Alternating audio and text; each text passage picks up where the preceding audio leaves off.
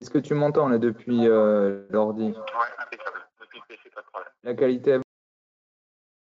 Il est 14 heures. Le webinaire Comment réaliser des mesures de viscosité, de rhéologie ou de texture, partie 2, débute. Donc, tout d'abord, je tenais à vous remercier de votre présence. Donc, je me présente, je suis Monsieur Laurent, je suis responsable produit viscosité au sein de Labomat. Donc, vos micros et webcams sont automatiquement coupés. Cependant, vous pouvez poser toutes vos questions via l'interface de l'outil de webinaire et nos experts vont vous répondre en live par écrit. Donc, petit rappel de ce qui avait été présenté lors du premier webinaire. Donc, nous avons abordé les bases théoriques avec les définitions, ce que c'est que la viscosité cinématique, dynamique, relative, absolue, etc. Le fonctionnement des appareils, comment choisir un appareil, est-ce qu'il faut choisir un viscosimètre ou un rhéomètre, comment sont construites les références.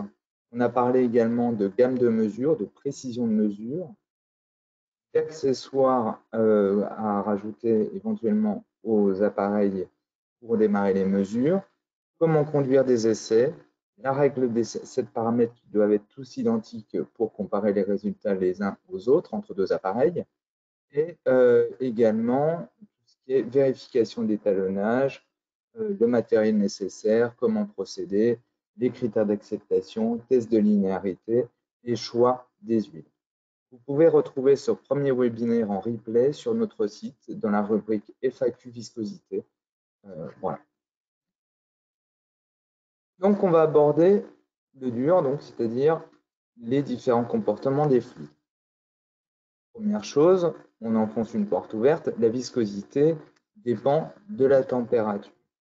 Là, un test a été réalisé, c'est la courbe en rouge, à différentes températures, 20, 21 et 26 degrés. Et donc, on constate que les courbes en noir et en bleu montrent que la viscosité baisse plus on augmente la température. Cependant, il n'y a pas de corrélation entre la viscosité et la température, puisque suivant les produits, la dépendance de la viscosité à la température peut être très variable. On va faire un petit rappel de modélisation des écoulements. C'est Newton le premier qui a modélisé les écoulements et il s'est dit si je prends donc un certain volume de fluide, je vais pouvoir le décomposer en sous-volumes. C'est l'analogie d'un jeu de cartes. Donc, imaginez que vous posez votre jeu de cartes sur la table et que vous appliquez une force connue sur la carte du haut. Les cartes vont se déplacer à des vitesses différentes en créant ce qu'on appelle un gradient de vitesse, c'est-à-dire un écart de vitesse entre la carte du haut et la carte du bas. Donc, on arrive à l'équation de Newton qui nous dit que la force par unité de surface est égale à la viscosité fois le gradient de vitesse. Donc, la contrainte taux, en anglais shear stress, contrainte de cisaillement, s'exprime en pascal, puisque c'est une force par unité de surface. Le cisaillement, également appelé gradient de vitesse, en anglais shear rate, taux de cisaillement, s'exprime en seconde moins 1, et c'est homogène à la vitesse de rotation du mobile et également à l'agitation. Et enfin, la viscosité, qui est égale à la contrainte divisée par le cisaillement, et on arrive à une unité en pascal seconde avec les sous-unités 1 millipascal seconde égale 1 centipoise.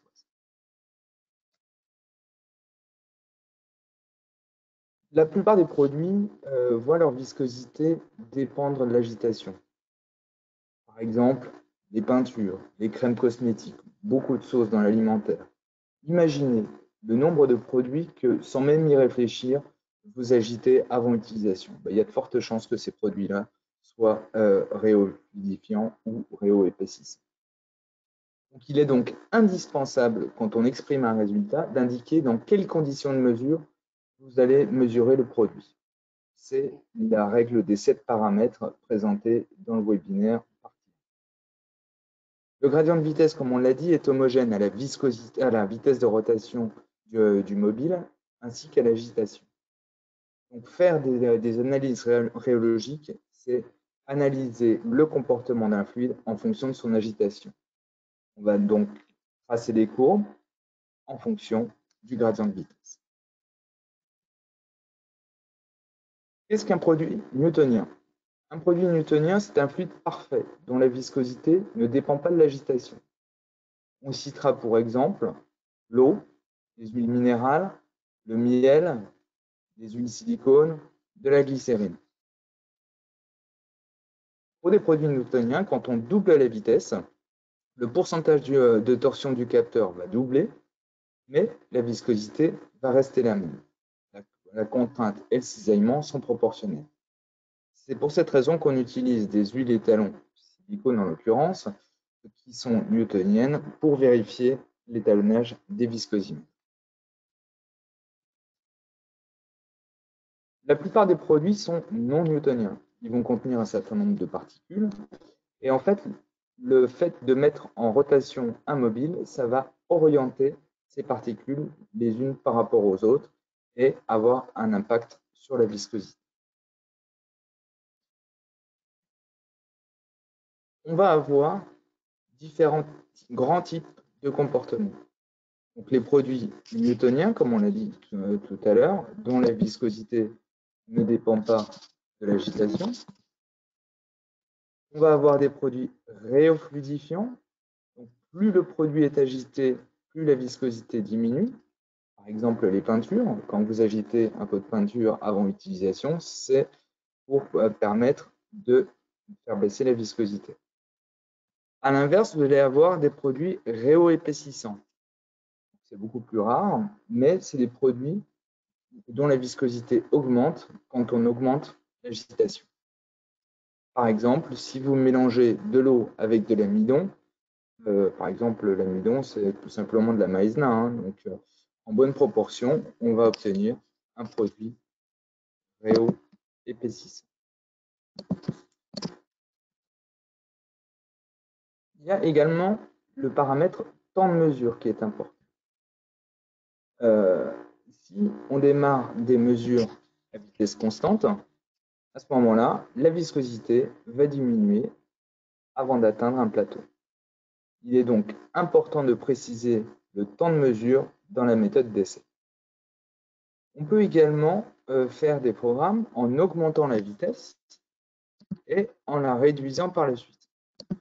Donc, quand on augmente la vitesse, la viscosité va diminuer si on a un produit réofluidifiant. Et quand on rebaisse la vitesse, la viscosité va réaugmenter. Si le produit n'est pas thixotrope, à ce moment-là, les deux courbes vont se superposer. Par contre, si le produit est thixotrope, la courbe de remontée va être située en dessous et plus l'air, la surface entre les deux courbes sera importante, plus le produit sera thixotrope.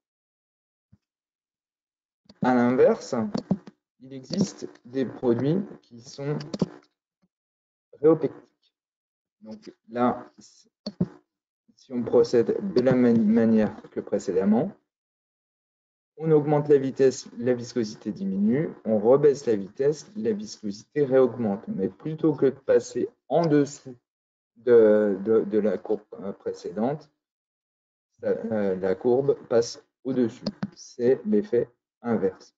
Ces produits dits réopectiques sont donc relativement rares. La plupart des produits que l'on va rencontrer, qui sont non newtoniens, vont être réofluidifiants et souvent thixotropes. C'est souvent associé. Ensuite, on va définir ce qu'on appelle le seuil d'écoulement. Le seuil d'écoulement, par exemple, en prenant l'exemple d'un tube de dentifrice. Pour faire sortir le dentifrice du tube, on a besoin d'appuyer sur le tube. Donc, il faut bien lui apporter une force minimale pour provoquer l'écoulement du produit. Cette force minimale est appelée le seuil d'écoulement, c'est-à-dire la force minimale pour que le produit commence à s'écouler. Ça va s'exprimer en Pascal, c'est une contrainte. Pour mesurer le seuil d'écoulement, il y a deux méthodes. Soit on utilise ce qu'on appelle un réomètre à contrainte imposée, et là on va faire une mesure directe en appliquant un couple, une force, une contrainte croissante sur le mobile, et on va regarder à partir de quelle contrainte le mobile commence à tourner. À l'inverse, si on ne dispose pas d'un appareil à contrainte imposée, mais un viscosimètre ou un rhéomètre classique à vitesse imposée, à ce moment-là, on va donc essayer de mettre un maximum de points donc, sur un rhéogramme, sur une courbe, et ensuite de faire une modélisation mathématique pour déterminer l'ordonnée à l'origine. Donc c'est une mesure indirecte par extrapolation mathématique. Ensuite, on va comparer deux produits, le miel et le gel pour les cheveux. De loin dans le brouillard, vous pourrez peut-être m'accorder que, grosso modo, le miel et le gel pour les cheveux ont à peu près la même viscosité. La grosse différence, c'est que le miel n'a pas de seuil d'écoulement, ce qui fait que tous les matins, quand je mets du miel sur ma tartine, j'en mets plein la table. Par contre, le gel pour les cheveux a un fort seuil d'écoulement, ce qui fait que j'arrive encore à mettre du gel dans les cheveux sans en mettre plein la salle de bain. Donc, on peut avoir des produits qui ont la même viscosité, mais des seuils d'écoulement très différents. Il n'y a aucun lien entre seuil d'écoulement et viscosité. Ainsi, on peut avoir des produits extrêmement visqueux. Par exemple, on a des huiles étalons à 100 000 centipoises qui n'ont pas de seuil d'écoulement. Et à l'inverse, des produits très peu visqueux qui vont en avoir. Le seuil d'écoulement, c'est une donnée qui est importante malgré tout à prendre en compte. Ça peut être soit au niveau du produit, soit au niveau du process. Par exemple, si on applique une peinture au rouleau sur un mur, on peut avoir des coulures. Et c'est la raison pour laquelle il va exister des peintures pour le sol, où elles sont formulées pour avoir un seuil d'écoulement le plus faible possible, de manière à ce que la peinture s'étale le plus facilement possible, que je veux dire presque un caractère autolissant. À l'inverse, pour les murs et les plafonds, on va s'arranger pour avoir des peintures avec un seuil d'écoulement plus important, de manière à éviter les coulis.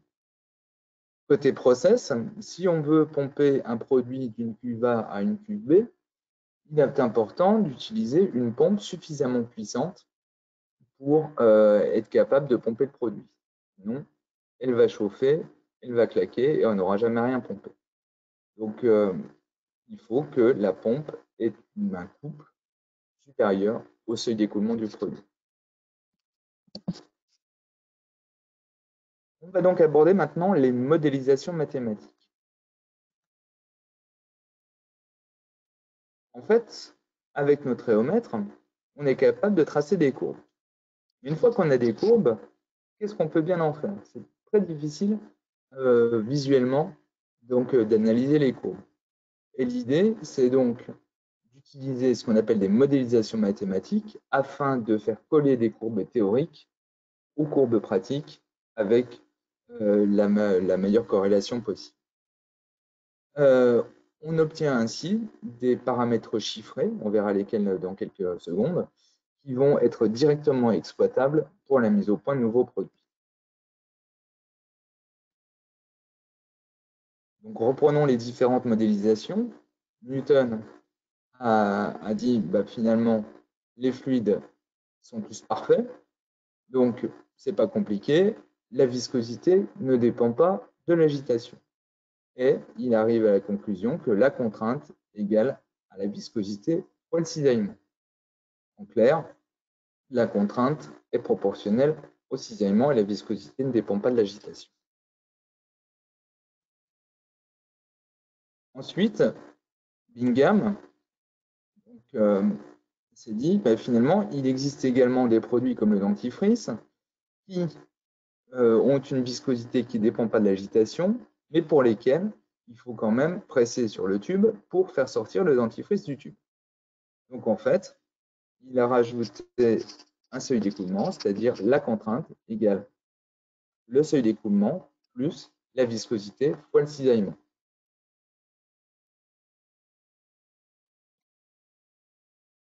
Ensuite, il y a la modélisation de Casson, qui est encore utilisée dans l'industrie du chocolat. Donc, c'est un produit qui est réofluidifiant, mais pas n'importe comment, suivant une racine carrée, et pour lequel il y a un seuil d'écoulement. Donc, si on trace la racine carrée de la contrainte en fonction de la racine carrée du taux de cisaillement, on obtient une droite qui ne passe pas par l'origine et l'ordonnée à l'origine correspond à la racine carrée du seuil d'écoulement.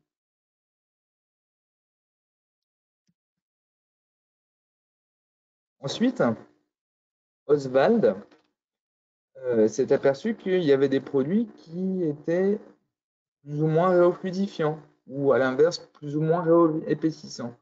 Et donc il a mis au point la loi de puissance qui dit que la contrainte est égale à l'indice de consistance qui s'exprime en centipoids, c'est homogène à une viscosité, fois le gradient de vitesse à la puissance n, où n est l'indice d'écoulement.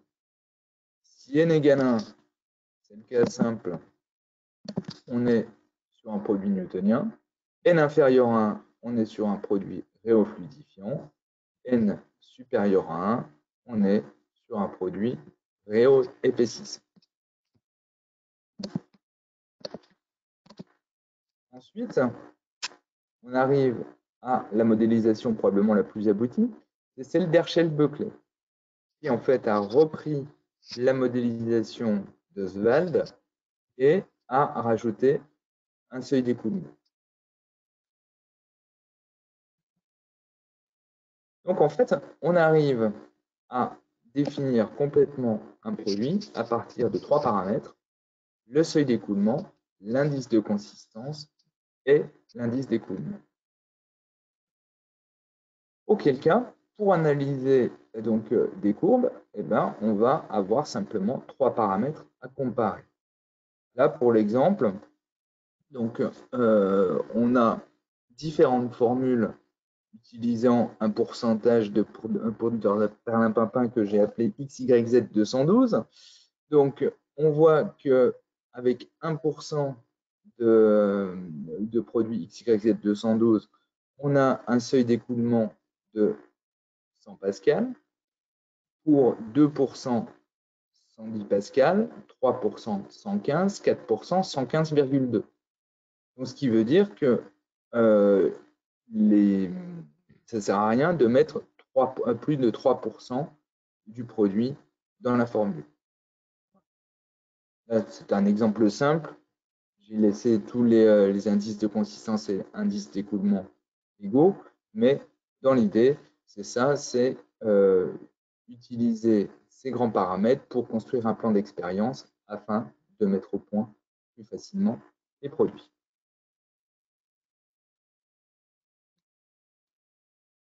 Donc, comme vous l'avez compris, les modélisations mathématiques des écoulements sont de puissants outils de R&D. Par contre, toutes les équations dont on vient de parler utilisent le gradient de vitesse. Ce n'est pas des équations en fonction de la vitesse de rotation d'un mobile. Et donc, il est impératif de faire de la viscosité absolue, c'est-à-dire un cisaillement connu. Quel matériel utiliser? On a plusieurs solutions. Donc, on peut avoir des rhéomètres qu'on appelle à vitesse imposée. C'est le cas, par exemple, du DV2T quand il est couplé avec le logiciel RhéoCalc-T ou du DVNext avec ou sans le logiciel de pilotage RhéoCalc-T. Le DV2T dispose de 2100 vitesses compris entre 0,1 et 200 tours par minute et il va être capable de faire des courbes et des modélisations mathématiques via le logiciel RhéoCalc-T. Donc on a bien affaire à un rhéomètre. Ensuite, le DVNext, lui, dispose de 2600 vitesses entre 0,01 et 250 tours par minute. Et la programmation, les courbes et modélisations mathématiques peuvent être faites directement à l'écran du viscosimètre ou via le logiciel RhéoCalc-T. Cependant, sur ces appareils, comme on le voit sur la photo, ce sont les mobiles standards ASTM qui sont livrés. C'est-à-dire qu'on met le mobile dans le bécher et on travaille à viscosité, à taux de cisaillement inconnu. C'est la raison pour laquelle il va falloir utiliser un certain nombre d'accessoires pour travailler en viscosité absolue. Ces accessoires sont de différents types. On va avoir l'adaptateur SSA, faible volume, ou sa déclinaison DIN, l'adaptateur ULA, faible viscosité, l'adaptateur haute température thermocell et l'adaptateur à spirale. Donc, l'adaptateur SSA, c'est une géométrie à cylindres coaxiaux. On va donc avoir un mobile cylindrique qui va tourner dans une chambre cylindrique. Tout ça étant mis dans un système à double enveloppe qui permet de bien réguler en température. Donc on va travailler sur des faibles volumes d'échantillons entre 2 et 16 ml. Et bien sûr, on va travailler en viscosité absolue. Il existe des chambres à sonde de température intégrée, des chambres jetables et également le même système mais en géométrie DIN, comme on va le voir sur la diapo suivante. L'intérêt, c'est de travailler sur des faibles quantités de produits à cisaillement connu.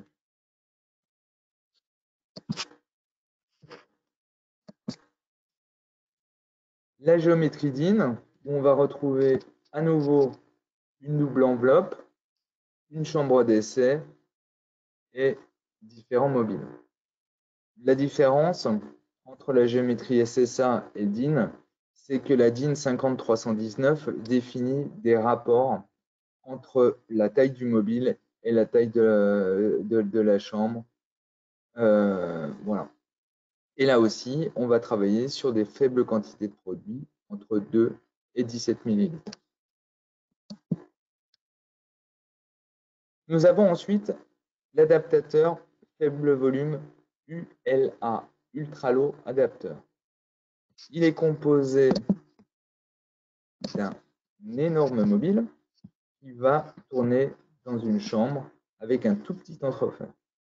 Ça va permettre de travailler à cisaillement connu, c'est de la viscosité absolue, et de réduire la plage de viscosité. De manière générale, on dit que la plage de viscosité est à peu près divisée par 10 donc par rapport à un viscosimètre classique sans accessoires. Par exemple, avec un appareil dans la gamme élevée, on va démarrer à 15 centipoises et avec un élevé plus l'accessoire ULA, on va pouvoir mesurer des produits comme l'eau, c'est-à-dire environ une centipoise. Ça peut être utilisé tube fermé, mais également tube ouvert, c'est-à-dire qu'on retire le système de thermostatation et on retire le bouchon de fermeture et on peut comme ça directement tremper la cellule de mesure et le mobile dans le produit. Donc ça évite des manipulations de produits.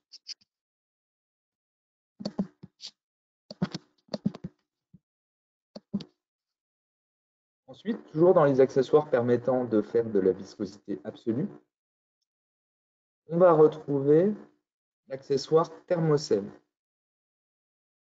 Donc le thermocell, en fait, il est conforme à une norme ASTM, la STM D4402. C'est là encore une géométrie de type cylindre coaxiaux, comme le SSA, comme le DIN, comme l'ULA. Donc ça va permettre de travailler un cisaillement connu, mais ça va permettre de travailler jusqu'à 300 degrés. C'est composé d'un four et d'un régulateur qui va permettre de réguler la température du four à la température souhaitée. Là aussi, on va travailler sur des faibles quantités de produits, puisqu'on travaille sur des quantités allant de 8 à 13 ml. Il est possible également d'utiliser donc des chambres jetables. C'est notamment intéressant quand on a des produits qui sont relativement salissants, des cols haute température, des bitumes, des bougies, c'est plus facile à nettoyer.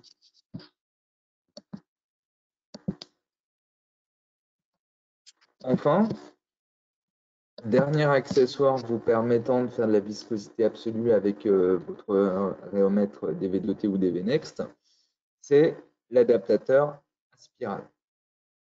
L'adaptateur à spirale est composé d'une vis de Newton, une spirale. Il va donc permettre de pomper le produit et le faire passer à l'intérieur du petit cône qui est là. On va donc pouvoir travailler à cisaillement connu sur des produits pâteux. C'est relativement peu utilisé comme type d'accessoire, puisque ça nécessite un nettoyage rapide après les mesures pour éviter que du produit reste coincé au niveau de la vis. Mais par contre, ça fonctionne très bien, mais c'est la seule chose à laquelle il faut faire attention. C'est un outil qui est quand même intéressant puisque sur des produits pâteux, très pâteux, comme les mastiques, les pâtes à braser, les encres de sérigraphie, on ne peut pas utiliser d'autres systèmes pour mesurer en viscosité absolue donc ce type de produit.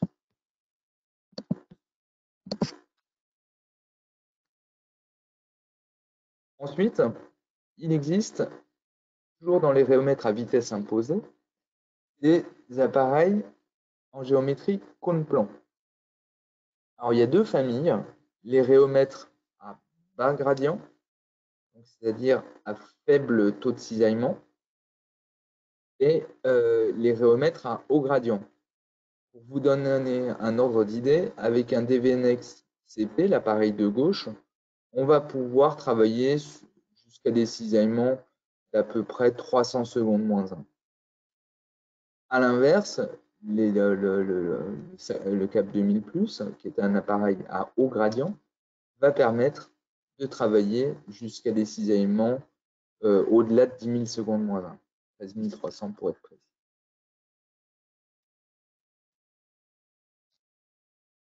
Le système DV-Next cône-plan, ce n'est pas un accessoire, c'est un appareil donc, à proprement parler. C'est-à-dire que le bas du viscosimètre est différent d'un DV-Next classique, puisqu'il peut accepter le système de fixation de la coupe dans laquelle on met l'échantillon et du cône. L'intérêt de ce type de géométrie qu'on appelle cône-plan de Wells-Brofield est qu'on va travailler sur une très faible quantité de produit, de 0,5 à 2 ml en fonction du choix de cône. Globalement, 0,5 à 2 ml, c'est une goutte de produit.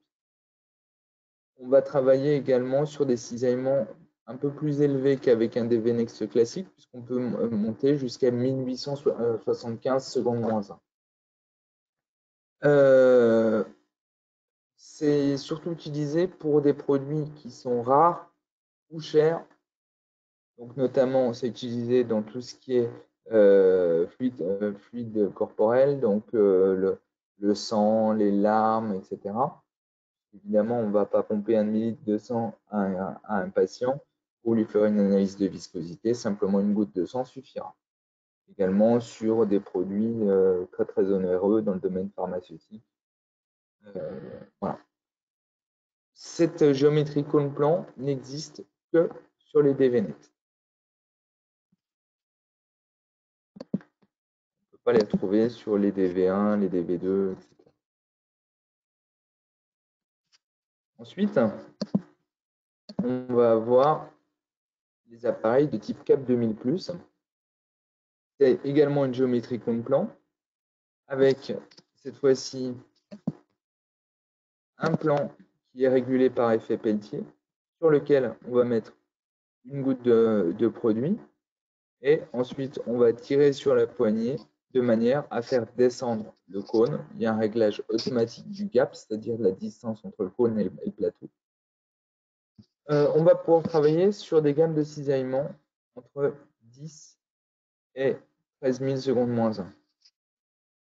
Le CAP 2000 va exister en deux gammes de température. Le CAP 2000 plus L entre 5 et 75 degrés, qui est très utilisé dans les peintures. C'est ce qu'on appelle un viscosimètre ICI. Et le CAP 2000 plus H, haute température, entre 50 et 235 degrés. Et ça, cette fois-ci, ça va être utilisé donc principalement dans les cols haute température et dans les bitumes. C'est des appareils qui sont très simples d'emploi. On baisse la poignée, on déclenche la mesure et quelques secondes après, on a le résultat. On n'a plus qu'à essuyer le plateau et de redémarrer. Ces appareils peuvent être utilisés en mode standalone, c'est-à-dire seul, ou pilotés via le logiciel CapCalc et ça devient un réomètre pour tracer des courbes, donc, comme on l'a vu tout à l'heure, et faire les modélisations mathématiques qui sont. Ensuite, si on continue de monter en gamme, on va avoir des appareils à vitesse ou contrainte imposée. Chez Bromfield, c'est trois types d'appareils. Le RST-CPS en géométrie cône-plan ou plan-plan. La géométrie cylindre coaxiaux, c'est le RCT-CC. Et également la géométrie RST-SST avec des mobiles à ailettes. L'immobile à ailettes, si on utilise donc un contenant de dimension connue, on est capable de mesurer à quel cisaillement on travaille. Les mobiles à ailettes sont surtout utilisés quand on a des produits avec des marquants, des grains à l'intérieur. L'intérêt d'un système de type vitesse ou contrainte imposée, c'est déjà que quand on travaille en contrainte imposée, on a la possibilité de faire une mesure directe du seuil d'écoulement. Ceci sans avoir à passer par une modélisation mathématique. Également, l'intérêt d'avoir un réomètre à vitesse ou contrainte imposée de type RST, c'est de pouvoir travailler sur une plus large gamme de mesures qu'un appareil à vitesse imposée. Donc là, on a une comparaison entre un HBDV Next équipé d'un mobile CPE 51, cône plan de Wells comme on l'a vu il y a quelques secondes, et un appareil de type RST en utilisant un cône C25-2. Donc on le voit dans la zone en bleu, ça correspond à la plage de viscosité de mon appareil HBDV Next et la zone en rouge, donc la plage de viscosité donc, de mon appareil de type RST. Donc effectivement, l'intérêt de ce type d'appareil, c'est outre la mesure directe du seuil d'écoulement, c'est de disposer d'une plus grande gamme de mesures, aussi bien en termes de valeur de viscosité que de valeur de taux de cisaillement.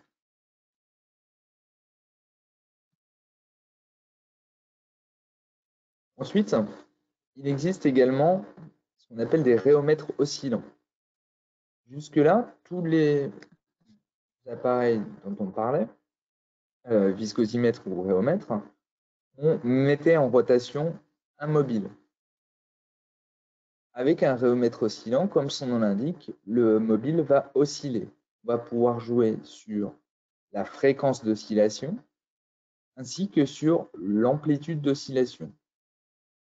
Plus on augmente la fréquence d'oscillation ou plus on augmente l'amplitude d'oscillation, plus on va cisailler le produit, plus on va l'agiter.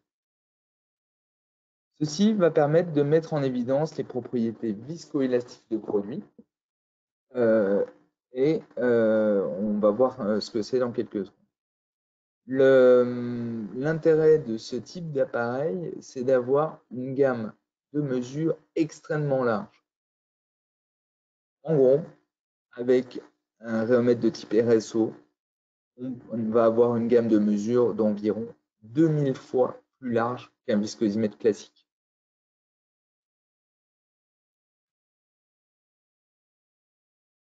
Un produit visqueux, on va avoir les huiles, par exemple les huiles éthanol. Un produit élastique, Je vais donner comme exemple la gelée anglaise. On appuie dessus, donc ça revient en position, c'est quasiment purement élastique. La gelée anglaise, le jelly. Et on va avoir des produits viscoélastiques, par exemple des chamallows. Donc, avec un viscosimètre, on peut mesurer des produits visqueux, mais on n'est pas capable de mettre en évidence la composante viscoélastique de produits. Tout à l'heure, on a parlé de la viscosité qui était égale à la contrainte divisée par le cisaillement. Là, en fait, les termes vont être un peu différents. On va parler de module qui est égal à la contrainte divisée par la déformation. Je disais tout à l'heure que la gamme de mesure d'un viscosimètre oscillant était très importante. On le voit dans le graphe en bas à droite. Grâce à un rémètre RSO, on a pu mesurer, dans le cas présent, un produit avec un taux de cisaillement allant de 10-4 secondes moins 1 à 1000 secondes moins 1, ce qui est parfaitement impossible à faire avec un viscosimètre classique Brookfield ou même un RST. Voilà. Donc, si vous voulez, avec un viscosimètre classique Brookfield, on va regarder la viscosité d'un produit à travers une fenêtre. Avec un Brookfield classique, une fenêtre. Avec un RST, avec une baie vitrée. Et donc, avec un viscosimètre de type RSO, un rhéomètre de type RSO, on va pouvoir avoir une vision panoramique depuis le sommet du Mont Blanc. Vraiment, une très très large gamme de mesures. On va pouvoir mettre en évidence les propriétés donc viscoélastiques des produits. Et comme on le voit dans le schéma en bas à gauche, on peut classer ainsi nos produits en fonction donc, du yield stress et du module. Donc effectivement, plus le yield stress est important, plus le produit va se tenir, va être élastique, et plus le module est faible, plus le produit va être liquide. Donc par exemple, entre la sauce et la crème chantilly. De la même manière, entre la gelée anglaise et les petits oursons en gomme.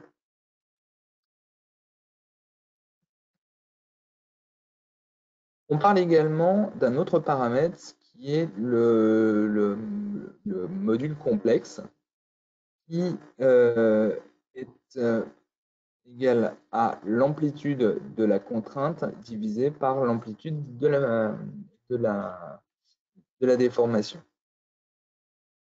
Pour un produit élastique, la contrainte et la déformation sont en phase. Pour un produit visqueux, la contrainte et la déformation ont un décalage de phase de 90 degrés. On le voit ici. Donc en fait, on définit le module complexe à partir donc, des modules de stockage G' et de perte G seconde, ainsi que l'angle de phase donc, qui va permettre de quantifier la composante élastique ou visqueuse d'un produit.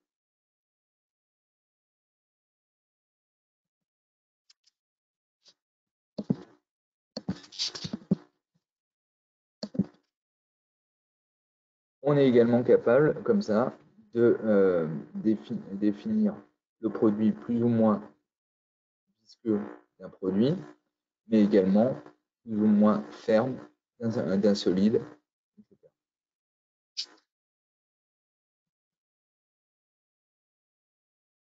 Ensuite, il n'y a pas que des produits, que les liquides qui s'écoulent. Les poudres également. Si on va à la plage, on prend du sable dans les mains, on peut le faire couler. Mais par contre, on peut également faire des châteaux de sable. Tout simplement parce que les propriétés d'écoulement des poudres dépendent du taux de compression. C'est la grosse différence entre un liquide et une poudre. Un liquide, c'est un produit incompressible, alors qu'une poudre, c'est compressible. Dans ce cas-là, on va utiliser des rhéomètres spécifiques.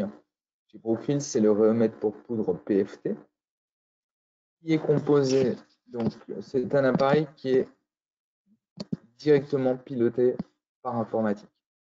Donc on va avoir une chambre dans laquelle on va déposer notre poudre. Il y a toute une série d'accessoires qui vont permettre de mettre en position la poudre.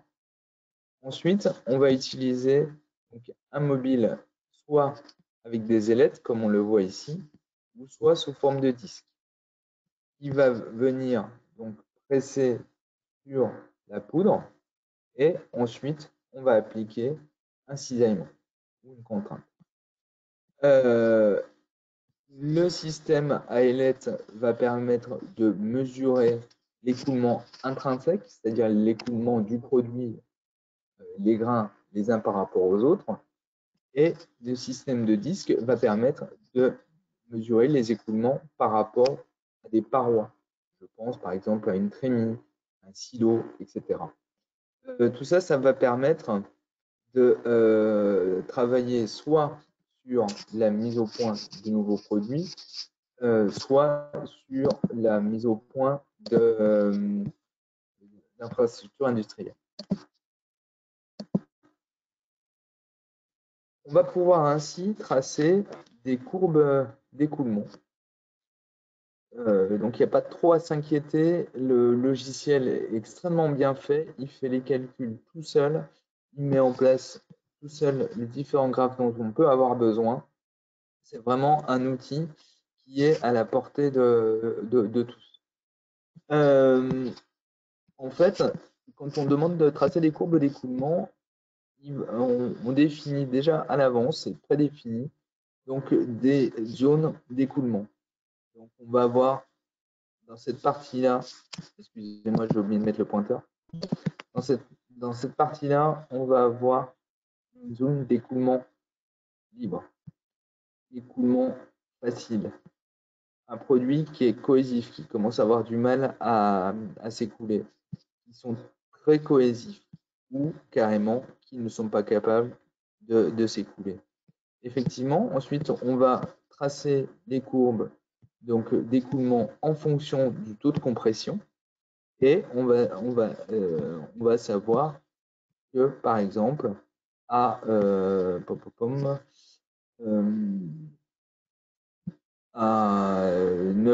kPa, la coca va être donc dans une zone cohésive, elle va avoir du mal à s'écouler.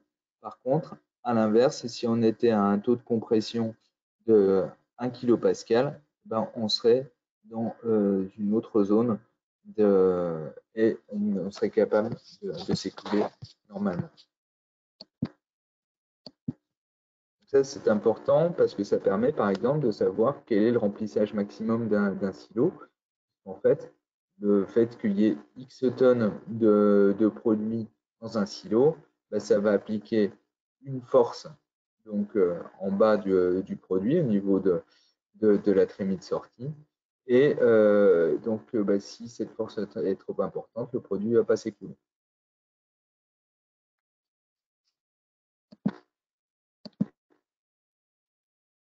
Il faut savoir que les appareils de type PFT vont également vous permettre de déterminer donc, les propriétés des poudres en fonction de la température, du taux d'humidité, la granulométrie, de vous calculer toute une série de paramètres donc, liés au produit en lui-même, donc avec les courbes d'écoulement, mais également la densité, mais également toute une partie liée au dimensionnement d'infrastructure. Donc, savoir le diamètre de sortie d'une trémie pour éviter les blocages, l'angle de sortie d'une trémie, toujours pour éviter les blocages, etc. S'assurer qu'on ait toujours un écoulement qui soit libre à l'intérieur d'un silo, ne pas s'écouler simplement par le centre et de risquer d'avoir des produits qui restent sur les parois du silo. Et quand on pense que notre silo est vide et qu'on le re-remplit, en fait, on va mélanger du produit neuf avec du produit déjà usagé. Donc, c'est un problème dans le domaine des produits qui ont une durée de vie périssable.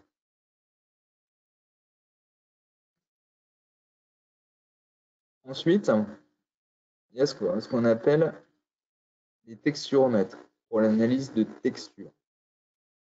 Si on prend l'exemple d'un plat de lasagne, on est capable avec un viscosimètre ou un rhéomètre de déterminer la viscosité de la sauce tomate ou de la sauce béchamel. Par contre, ça ne permet pas de définir les propriétés des lasagnes. Est-ce que la pâte à lasagne est bien cuite? Est-ce que le fromage est croustillant? Est-ce que la garniture est onctueuse? Ça, on ne peut pas le savoir avec un viscosimètre et un rhéomètre. Dans ce cas-là, on va s'intéresser à la texture et on utilisera des appareils qui s'appellent des texturomètres. Le principe d'un texturomètre, chez Brookfield, c'est les appareils de type CT3 ou CTX. C'est un appareil c'est en fait une machine d'essai de traction-compression. Le principe, c'est d'appliquer à l'aide d'un corps plongeant une déformation du produit. Donc, par exemple, sur l'exemple du CT3, l'appareil de gauche, on voit qu'on a un mobile cylindrique qu'on va faire pénétrer dans les tranches de pain de mie. Donc, en fait, on va définir la vitesse de pénétration, la force nécessaire pour déclencher la mesure quand l'appareil, la sonde va venir en contact avec le produit, ce qu'on appelle le trigger force, la gâchette en français. Donc, le mobile va descendre et quand il va arriver en contact, il va y avoir une réaction du produit qui va appliquer une petite force de l'ordre de quelques grammes au début. Et comme ça, l'appareil, si on a réglé, par exemple, le trigger à 10 grammes, l'appareil va détecter qu'il est en contact avec le pain de mie. Et ensuite, on va s'enfoncer dans le produit. Là, les tranches de pain de mie font 12,5 mm d'épaisseur. Donc, il y a deux tranches, donc 25 mm au total. On va, par exemple, se déplacer de 10 mm dans le produit et donc enregistrer la force de réaction du produit à cet enfoncement. On peut également travailler en appliquant une force et en mesurant une déformation. C'est un peu le principe qui est utilisé par les pénétromètres. Un pénétromètre, c'est un système avec un cône qui a un certain point. On va libérer et on va regarder à quelle vitesse le cône s'enfonce dans le produit. Et effectivement, il y a une force qui est appliquée, qui est liée au poids du cône, et on va mesurer le temps, pardon, la déformation au cours du temps. En fait, l'intérêt d'un texturomètre par rapport à un pénétromètre, c'est qu'on peut faire donc, les deux types de mesures donc, avec le même appareil, soit en appliquant une déformation, soit en appliquant une force. Le CT3 est un appareil avec un capteur fixe, alors que le CTX utilise des capteurs interchangeables. On va avoir différentes portées de capteurs entre 0 et 100 grammes, par exemple, pour mesurer des choses extrêmement peu fermes. Par exemple, ça va permettre de mesurer la texture de la mousse sur un café expresso. Vous allez avoir le 0 à 1000 grammes qui va être utilisé, par exemple, sur des produits de type pâte pâte à tartiner, pardon, fromage à tartiner, enfin les portions de fromage. Vous allez avoir des capteurs 4,5 kg qui vont être beaucoup utilisés dans tout ce qui est gâteau, viennoiserie, etc., beaucoup dans l'agroalimentaire. Et on peut avoir des portées jusqu'à 100 kg pour des produits qui sont très très.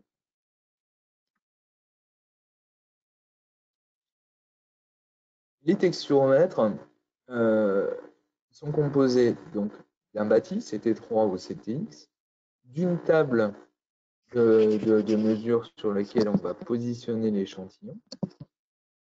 Mais également, il existe toute une série d'accessoires. Notamment,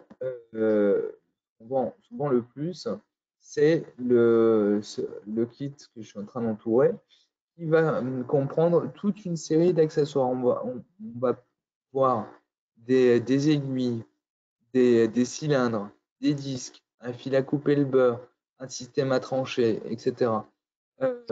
L'idée, c'est de se rapprocher le plus possible des conditions réelles d'utilisation d'un produit. Par exemple, quand vous voulez savoir dans votre frigo si votre camembert est bien fait, vous allez, avec votre pouce, venir presser sur le camembert pour dire « Ah, ça y est, aujourd'hui, je peux le manger, il est bien fait. » En fait, vous allez avoir un mobile qui a une forme de boule d'à peu près 2 cm de diamètre et ça va permettre de simuler la pression qu'on va faire avec le pouce pour tester le fromage. Donc, il y a toute une série d'accessoires, il y a des dizaines d'accessoires différents qui existent. Donc, aussi bien pour l'industrie alimentaire, donc pour couper, écraser, trancher, etc., mesurer la fermeté, etc., le craquant. Dans les cosmétiques également, on voit des accessoires comme ici pour tester le rouge à lèvres, également ce type d'accessoires pour tester le fait de pouvoir bien étaler une crème type fond de teint par exemple sur la peau. Donc ce support pour stylo pour tester les stylos, enfin les crayons pour le maquillage, etc. Dans l'industrie pharmaceutique également, on va retrouver des accessoires pour tester les gélules et écraser les comprimés, par exemple. Je ne retrouve plus exactement où c'est, mais là, on va voir ici pour tester un vaporisateur, pour tester les gélules, etc. Et également pour tout ce qui est matériaux et packaging, on peut faire des essais de pelage sur des films, etc.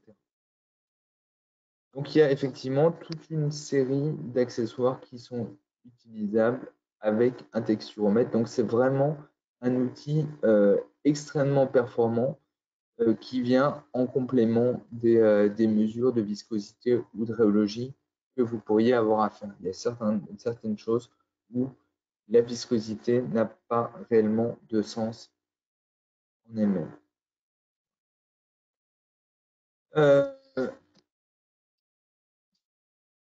Il va y avoir probablement dans les prochaines semaines, ah oui, excusez-moi. Voici un exemple de ce qu'on peut obtenir avec un texturomètre. Donc, toujours dans l'exemple du pain de mie, on a utilisé un CT3 avec un capteur 4,5 kg, c'est-à-dire que sa plage de mesure maximum peut aller jusqu'à 4,5 kg. Une table rotative pour positionner l'échantillon, une sonde en forme de disque de diamètre 36 mm. On a fait un test de compression uniquement. Donc, on est descendu sur le produit à une vitesse de 2 mm par seconde et on est descendu jusqu'à une distance de 2 mm. Le trigger force, donc c'est-à-dire la force nécessaire pour déclencher la mesure, avait été définie à 5 grammes. Et on a regardé l'évolution de la, la charge, la réponse du produit à l'enfoncement du produit, du mobile, pour différents pains de mie âgés d'une journée, 2 jours ou 3 jours. Et on s'aperçoit que effectivement les courbes sont très différentes et que dès le premier jour, le pain commence déjà à devenir un peu plus rassis et ça ne va faire qu'empirer. C'est un exemple simple. On a toute une série d'application notes, d'études de cas qu'on peut vous fournir sur demande. Sachez qu'il y aura donc, très prochainement, je pense courant mai ou éventuellement début juin, un webinaire spécifique à l'analyse de texture où on va présenter les différentes définitions. Qu'est-ce que la mâche, qu'est-ce que la fermeté, qu'est-ce que le travail, etc. Les différents types d'essais, compression simple, essai TPA, essai cyclique, essai à contrainte imposée, etc. Et on va également donner de nombreux exemples d'utilisation dans tous les domaines possibles et imaginables. Voilà, je vous remercie de votre attention et j'espère vous retrouver bientôt pour un prochain séminaire concernant l'analyse de texture. Voilà, comme vous le savez également, pour ceux que ça intéresse, il y aura un séminaire, un webinaire couleur qui aura lieu au mois de mai. Vous serez tenu informé. Voilà. Merci à vous. Bonne journée. Au revoir.